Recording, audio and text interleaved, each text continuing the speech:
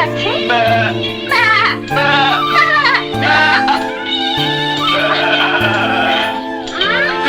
এবার ভ্যা ভ্যা ম্যামে করতে করতে বাড়ি চলে যান।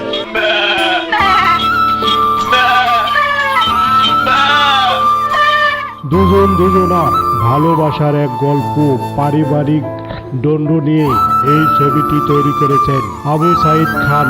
এতে মূল ভূমিকায় অভিনয় করেছেন শাকিব খান, পপি, ময়ূরী, রাজীব, আহমেদ শরীফ, মিজু আহমেদ, মেহেদি আরো অনেকেই। প্রযোজনা করেছেন মোশাররফ হোসেন তুলা। পরিচালক আবু সাইদ খোকন, যিনি শাকিব খানের প্রথম সিনেমা অনন্ত ভালোবাসার গল্প লিখেছিলেন। সিনেমাটি একটি রোমান্টিক ড্রামা যেখানে দুই পরিবারকে ভালোবাসার গল্প দেখানো হয়েছে। শাকিব খান এবং পপি জুটি দর্শকদের মধ্যে জনপ্রিয়তা হয়ে ওঠে। এই ছবিতে একটি শাকিবের ক্যারিয়ারের একটি গুরুত্বপূর্ণ সিনেমা, যা তার রোমান্টিক হিরো হিসাবে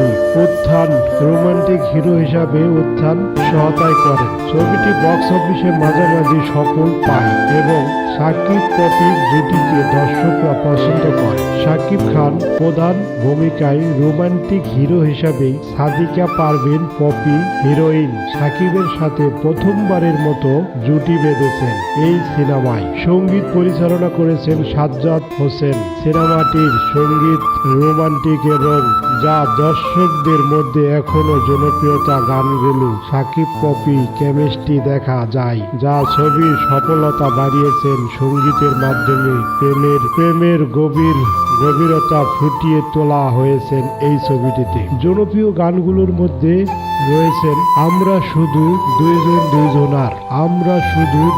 দুইজনার গানটি গেয়েছেন ব্যান্ড তারকা আয়ুব বাচ্চু এবং ডলি সায়ন্তনী। আরো একটি গান দাও দাও তুমি দাও, এই গানটি গেয়েছিলেন খালিদ হাসান মিলু ও বেবি নাজরিন। পরের যে গানটি ও আমার তুলতুলা ও আমার বুলবুলা ও আমার তুলতুলা, এই গানটি গেয়েছেন এন্দ্র কিশোর এবং ডলি সায়ন্তনী, রিজিয়া পারভিন। কাহিনীকার আবু সাইদ খান, চিত্রনাট্যকার আবু সাইদ খান, সংলাপ লিখেছেন আব্দুল জহির বাবু, সঙ্গীত পরিচালনা শওকত আলী ইমন, সুরকার ও গীতিকার মনিরুজ্জামান মনির ও কবির বকুল। ছবিটি মুক্তি পেয়েছেন 29 অক্টোবর 1999 সাল। শাকিব খান এবং পপির এই ছবিটি এক পর্যায়ে বাংলাদেশের কিং খান রূপাদি আজ। তিনি শাকিব খান প্রথম রোমান্টিক হিরো হিসাবেই পপির সঙ্গে জুটি বেঁধেছিলেন।